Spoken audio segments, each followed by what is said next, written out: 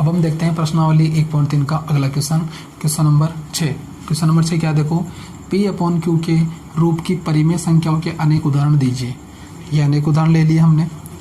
जहाँ Q equal not 0, Q का मान 0 नहीं होना चाहिए। आगे क्या है, जहाँ P और Q पूर्णांक है, P Q पूर्णांक भी है, जिनका एक के अतिरिक्त क्या है, अन्य कोई उभयनिष्ठ गुणनखंड नहीं होना चाहिए।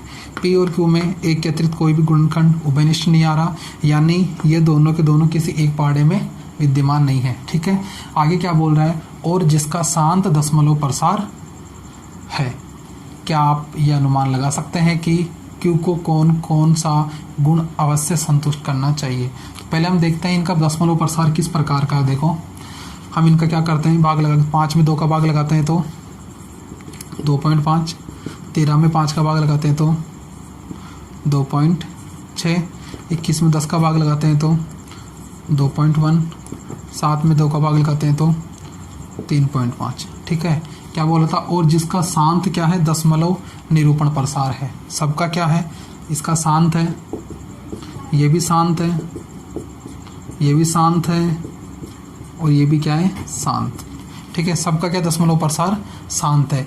आगे देखो, क्या आप यह अनुमान लगा सकते हैं कि Q को, जो Q है नीचे, ये जो Q है नीचे, कौन सा गुण अवश्य संतुष्ट करना चाहिए। यहाँ पर देखो सबके नीचे क्या आ रहा है, या तो 2 है, ठीक है 2 है, या फिर क्या है 5 है।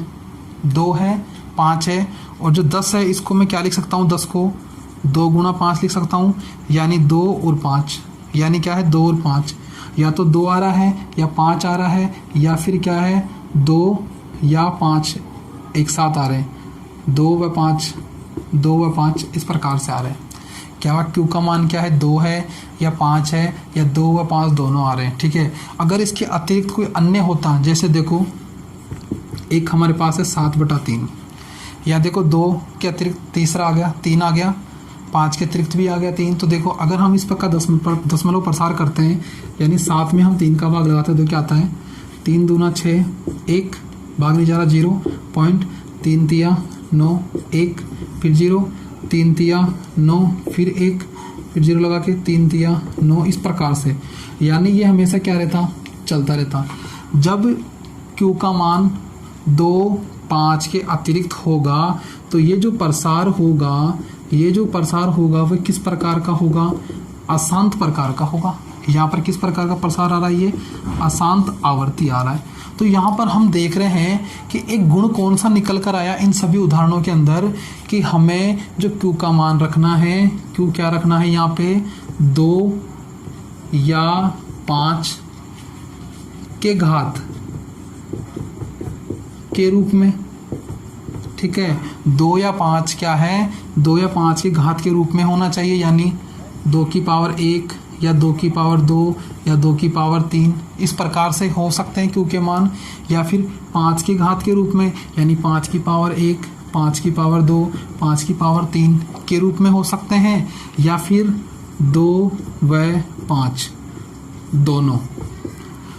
Q का मान क्या है, 2 या 5 के घात के रूप में, या 2 व 5 दोनों के रूप में होता है।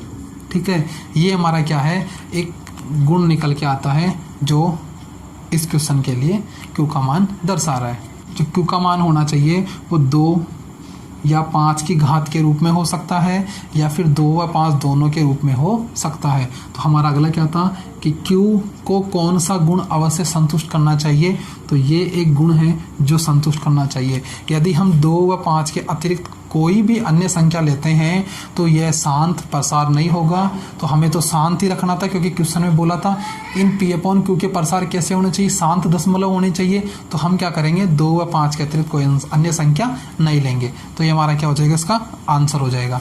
हम इनको उठा देंगे, इसको उठा देना इस प्रकार से।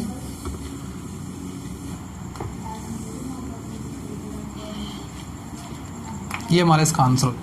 अब हम नेक्स्ट क्वेश्चन देखते हैं, क्वेश्चन नंबर 7। क्वेश्चन नंबर 7 क्या देखो, ऐसी 3 संख्याएं लिखनी है जिनके दशमलव प्रसार क्या है, अनवसानी अनावर्ती हो। अनवसानी का मतलब बताया था अशांत, जब हम पढ़ रहे थे तो हमने बताया था कि इसका मतलब क्या होता है, अशांत होता है। तो अशांत अनावर्ती हो, तो वहाँ हमने एक उदाहरण देखा था, इसका आंसर लिख रहा हूँ मैं, क्या अशांत या अनवसानी, क्या अनावर्ती। इसके लिए मैंने जो उदाहरण बताया था वहाँ पे वो क्या था, 0.10 1110 1110 111110 111110 इस प्रकार से। ये जो दशमलव का प्रसार है ये क्या है, अशांत अनावर्ती प्रकार का है। तो हमारी एक संख्या तो यही हो जाएगी।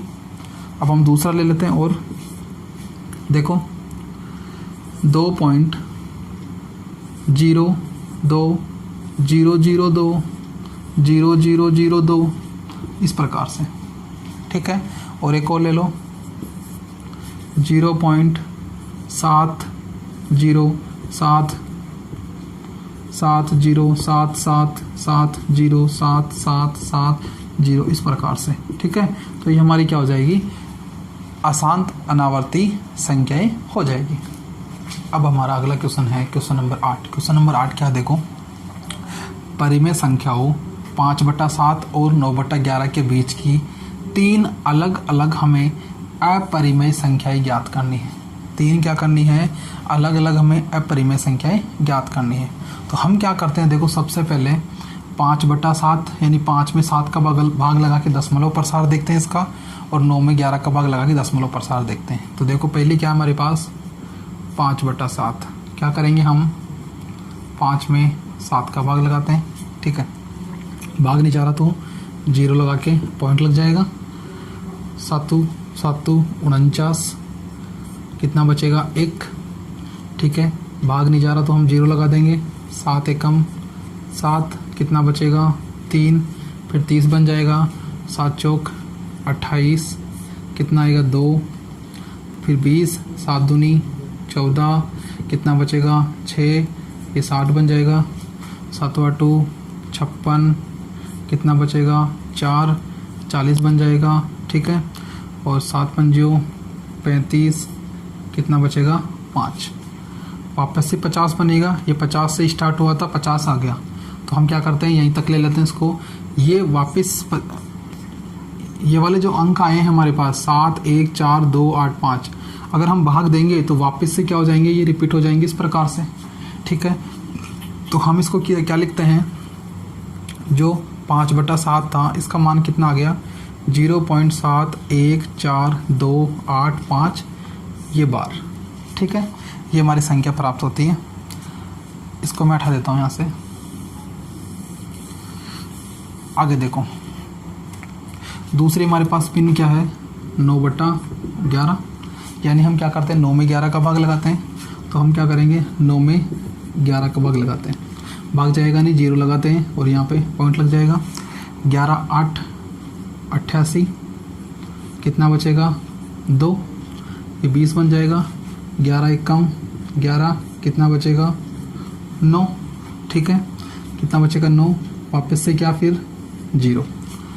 90 से स्टार्ट हुए थे, 90 आ गया, यानी 81 81 81 81 81 इस प्रकार से क्या होगा हमारा ये प्रसार चलता जाएगा।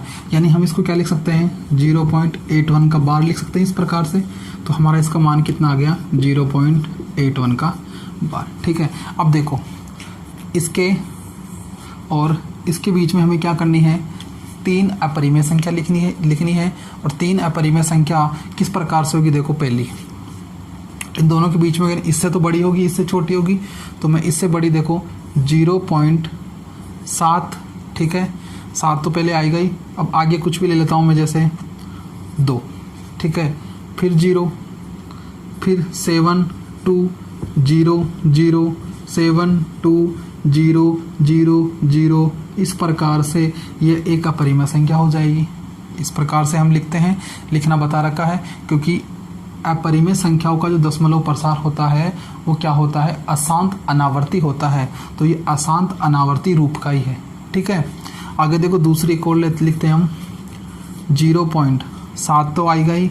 अब की बार हम क्या ले लेते हैं 5 7 5 ले लेते हैं। फिर 0 7 5 0 0 7 5 0 0 0 7 5 0 0 0 0 इस प्रकार से। इसी प्रकार से हम अगले लिख लेते हैं क्या, देखो 0.7 तो हो गई, ठीक है।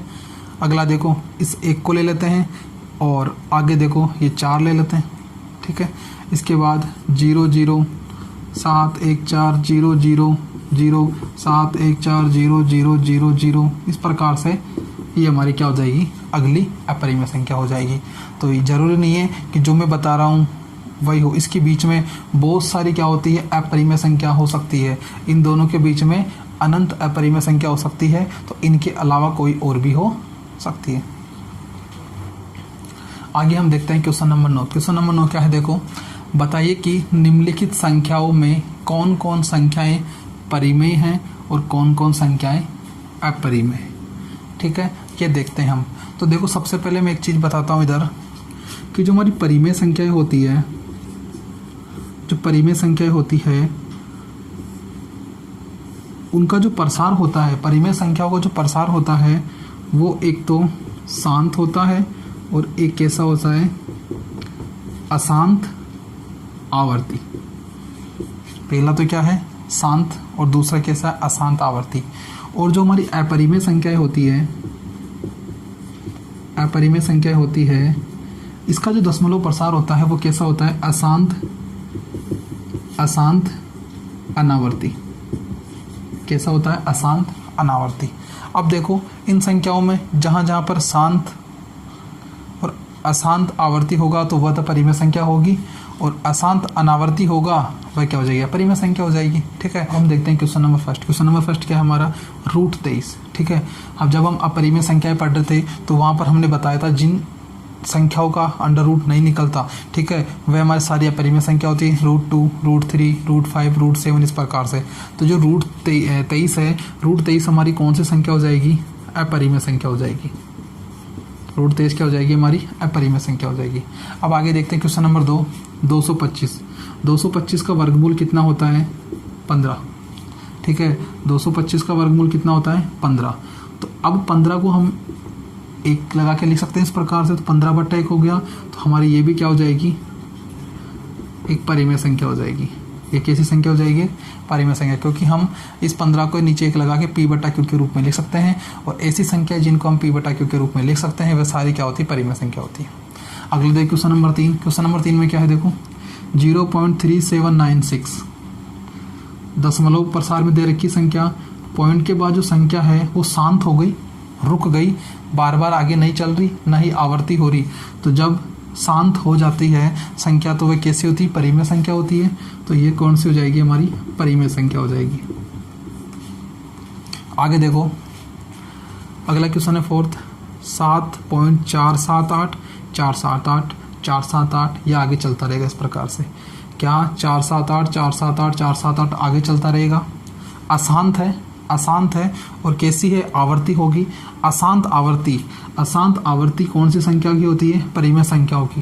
तो ये कैसी संख्या हो जाएगी, हमारी एक परिमेय संख्या हो जाएगी, ठीक है। आगे देखो 5th क्वेश्चन, 1.10 100 1000 100000 इस प्रकार से चल रही है।